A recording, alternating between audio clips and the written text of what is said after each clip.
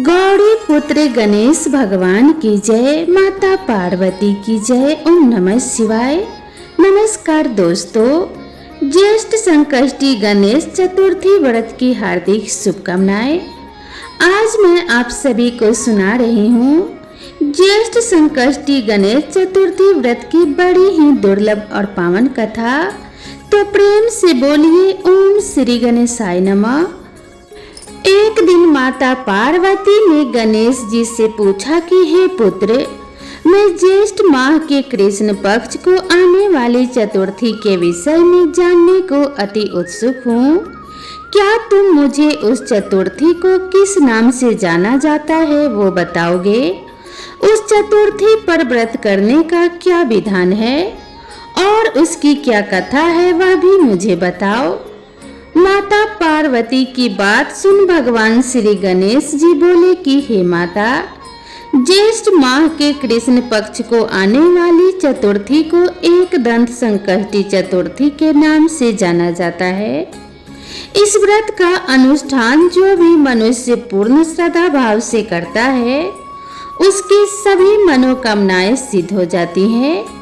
इस व्रत में मनुष्य को रात्रि में चंद्र दर्शन करते हुए चंद्र को जल अर्पित करना चाहिए और उसके पश्चात मेरी विधि विधान से पूजा करने के बाद भोजन करना चाहिए।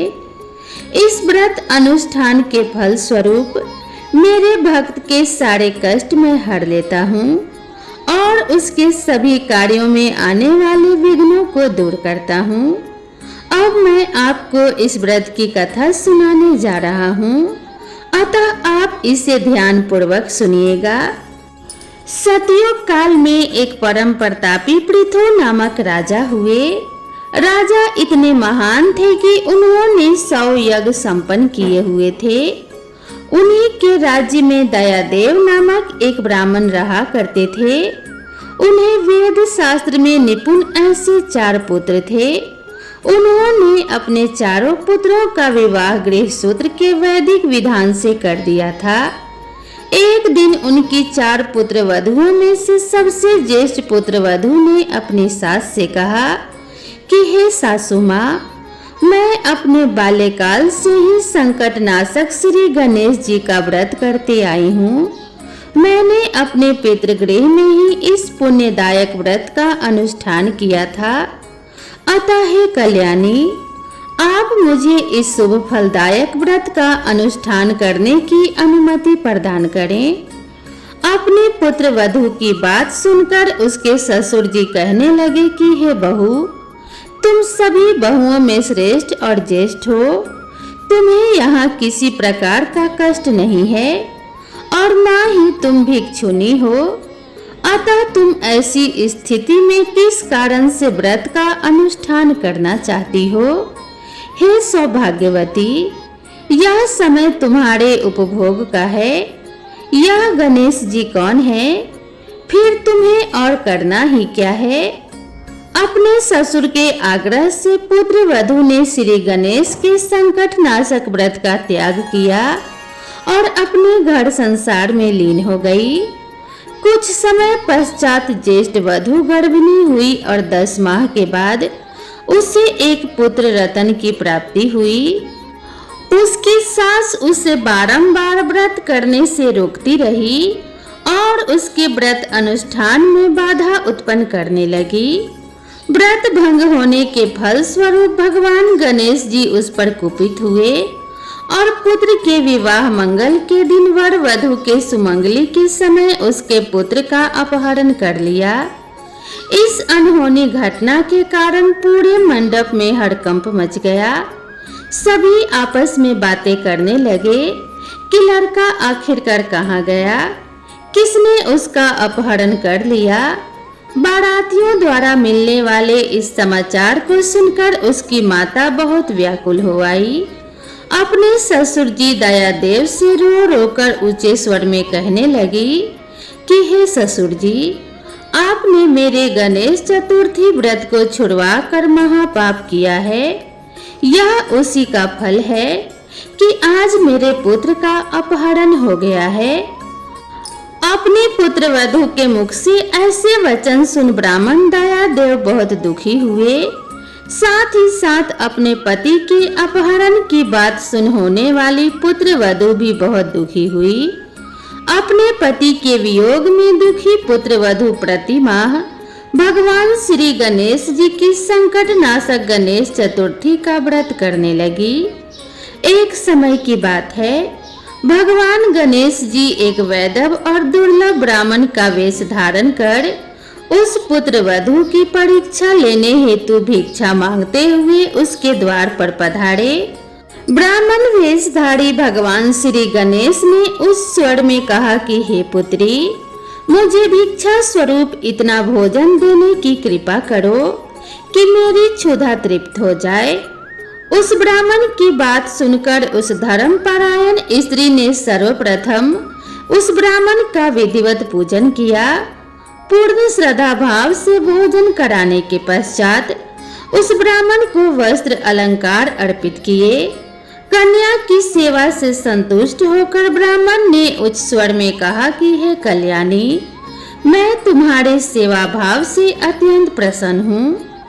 अब तुम अपनी इच्छा के अनुकूल मुझसे वरदान प्राप्त कर सकती हो। मैं ब्राह्मण वेशधारी गणेश हूँ और तुम्हारी परीक्षा लेने हेतु यहाँ आया हूँ। ब्राह्मण की बात सुन कन्या तुरंत नतमस्तक होकर उनसे निवेदन करने लगी कि हे विघ्नेश्वर, यदि आप मेरी सेवा से प्रसन्न हैं तो मुझे मेरे पति के दर्शन करवा दीजिए।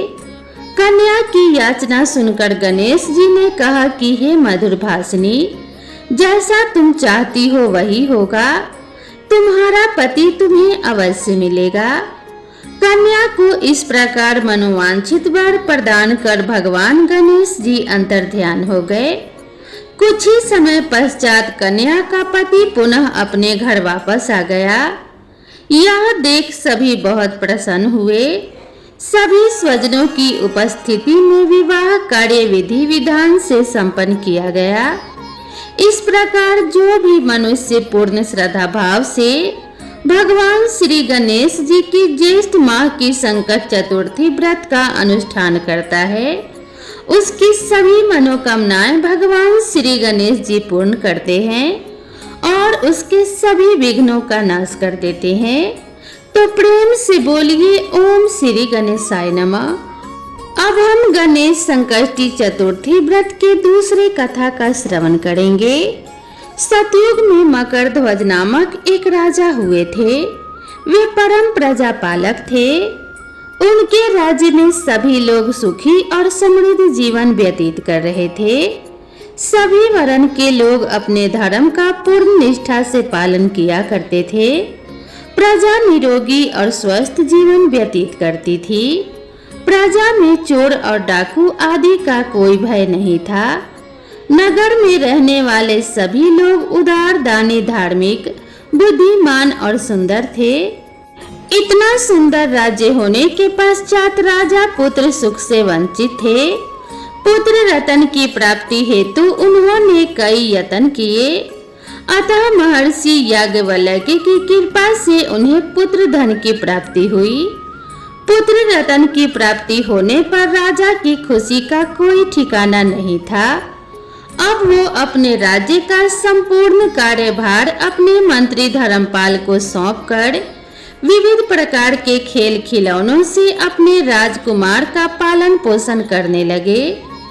यहाँ राज्य का शासन अपने हाथों में आ जाने से मंत्री धर्मपाल धन्य धान्य से संपन्न हो गए। मंत्री महोदय को एक से बढ़कर एक पुत्रों की प्राप्ति हुई। सभी पुत्रों का विधि विधान से पूरे हर्षोल्लास के साथ विवाह संपन्न किया गया। अब सभी मात्र पुत्र धन का उपभोग बड़े जतन से करने लगे। परिवार के सभी सदस्यों में सबसे छोटे पुत्र की पुत्र वधू बहुत ही धर्मपरायण थी। वो भगवान गणेश की परम भक्त थी। चैत्र माह के कृष्ण पक्ष की चतुर्थी आने पर उसने भगवान गणेश की पूर्ण श्रद्धा से आराधना और पूजा की और उनका व्रत अनुष्ठान भी किया। पूजन और व्रत से विचलित होकर सास अपनी पुत्रवधू से कहने लगी, अरे बहू, क्या तंत्र मंत्र द्वारा मेरे पुत्र को अपने वश में करने का उपाय कर रही है?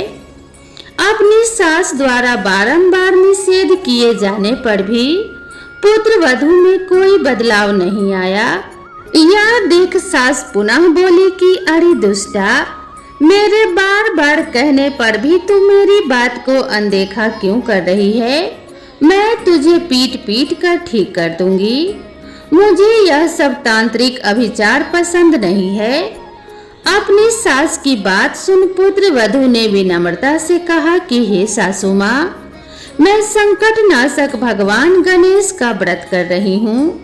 यह व्रत अनुष्ठान करने से मनोवांछित फल की प्राप्ति होती है। अपने पुत्र वधू की बात सुन क्रोधवश सासू ने अपने पुत्र से कहा कि हे पुत्र, तुम्हारी वधू जादू टोने पर उतारू हो गई है। मेरे बार बार समझाने पर भी उसने मेरी एक भी बात नहीं सुनी।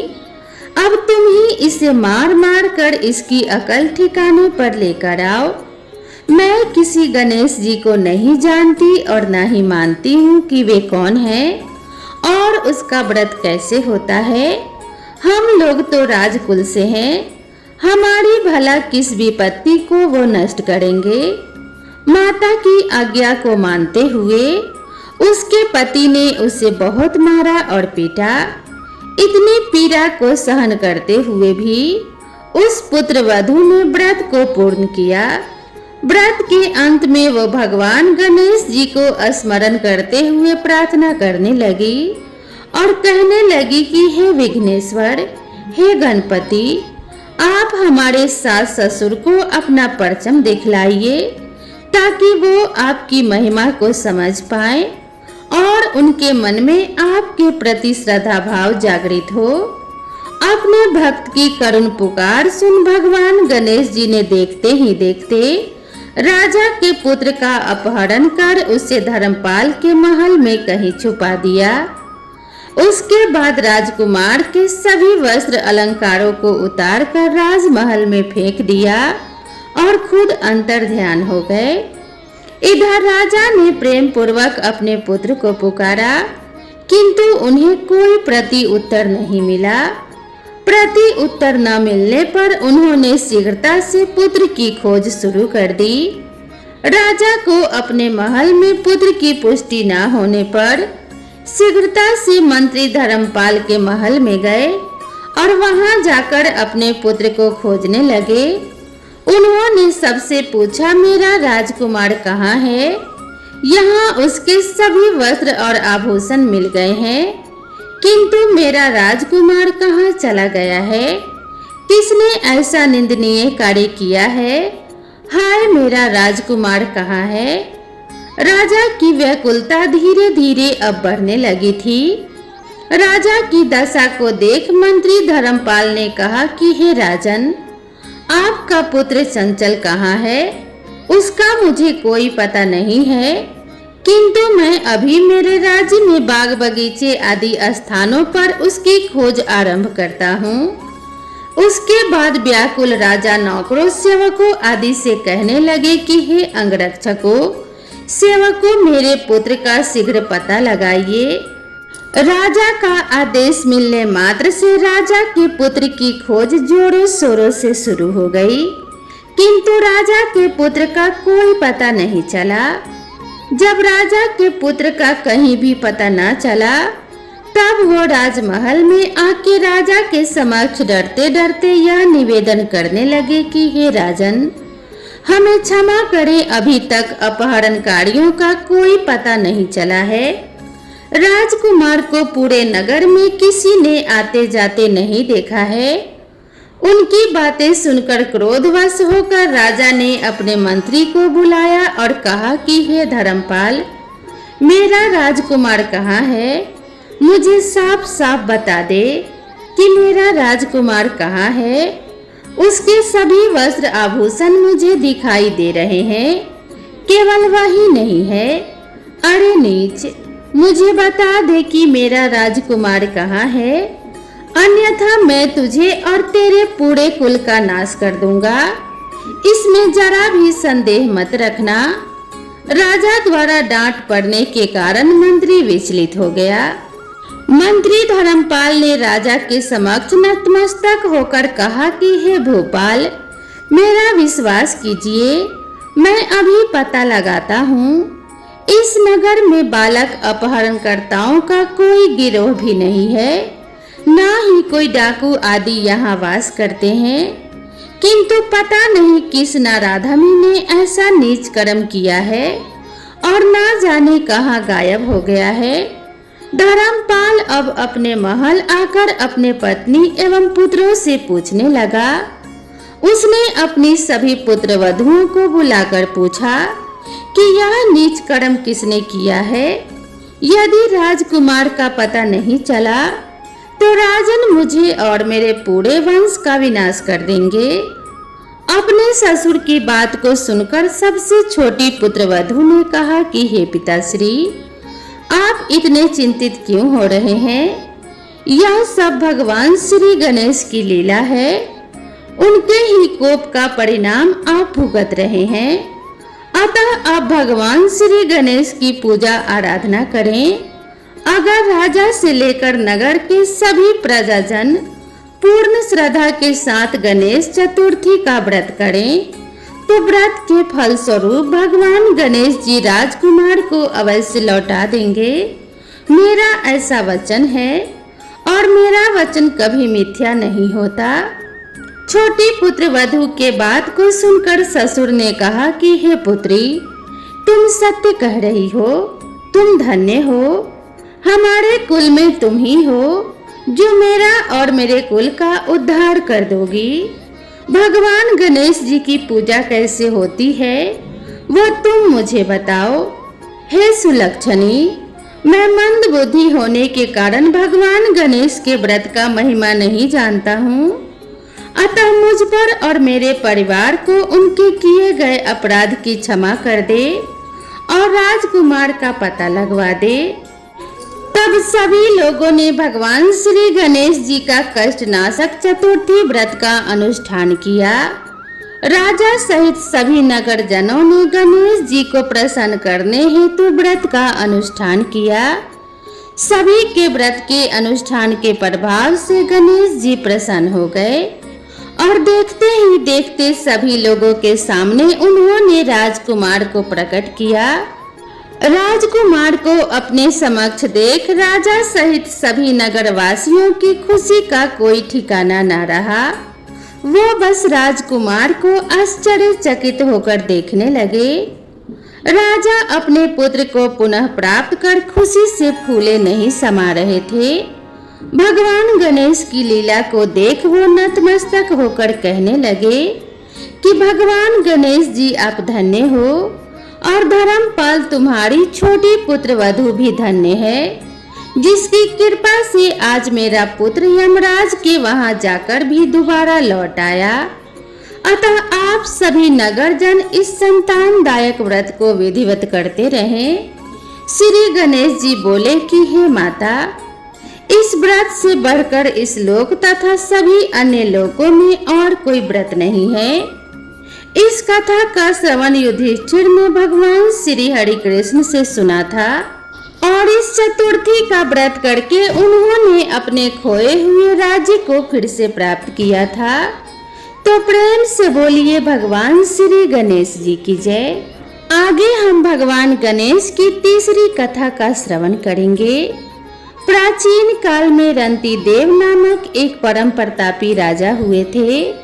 जैसे अग्नि तृण को जलाकर राख कर देती है, वैसे ही वो अपने शत्रुओं का विनाश कर देते थे।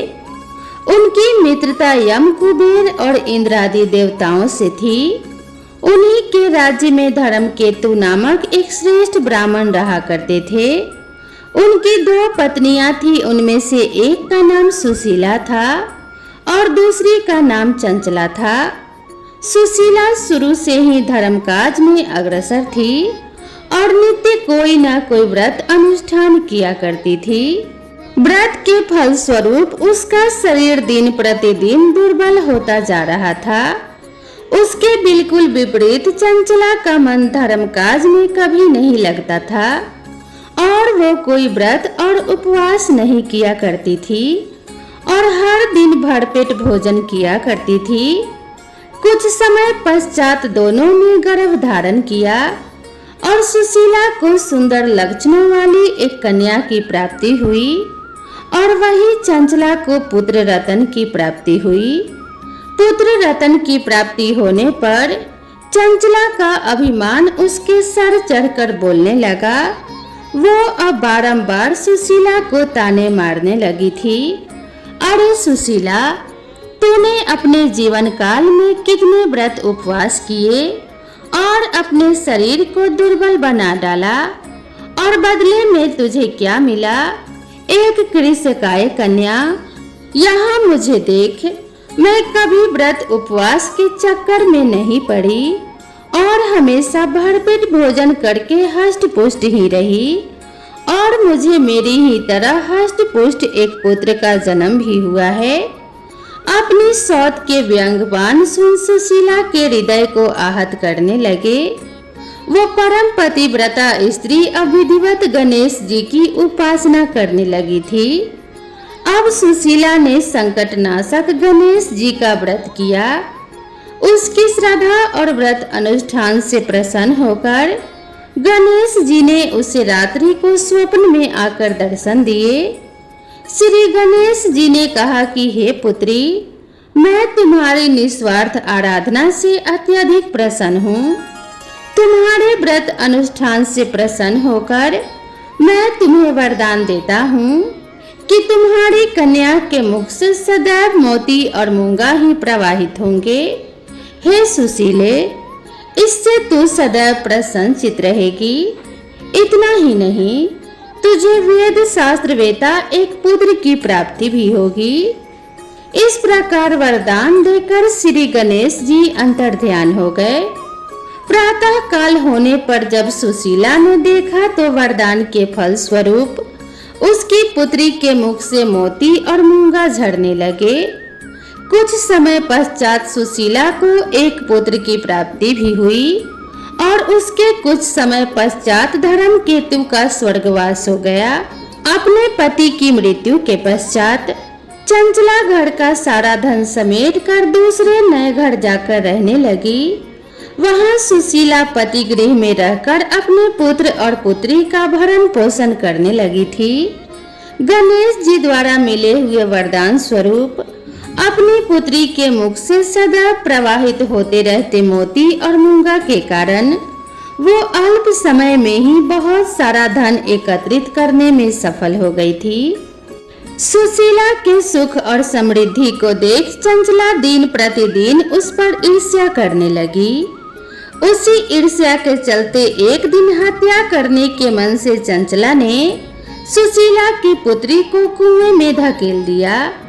उस कुएं में प्रभु श्री गणेश जी ने उसकी रक्षा की और उसे सकुशल अपनी माता के पास वापस पहुंचा दिया। उस बालिका को जीवित देखकर चंचला का मन आश्चर्य से भर गया। वह सोचने लगी, जिसकी रक्षा स्वयं ईश्वर करते हैं उसे कौन मार सकता है भला। उधर सुशीला अपने पुत्री को पुनः सकुशल पाकर बहुत प्रसन्न हुई और कहने लगी, यह सब भगवान श्री गणेश जी की ही लीला है। उन्होंने ही तुझे जीवन दान दिया है। अनाथों के नाथ है श्री गणेश जी। वहाँ चंचला सब सुन रही थी। अपने कर्मों की ग्लानि से अनुभूति पाकर वो तुरंत जाकर सुशीला के चरणों में नतमस्तक हो गई। उसे देख सुशीला के आश्चर्य का ठिकाना न रहा।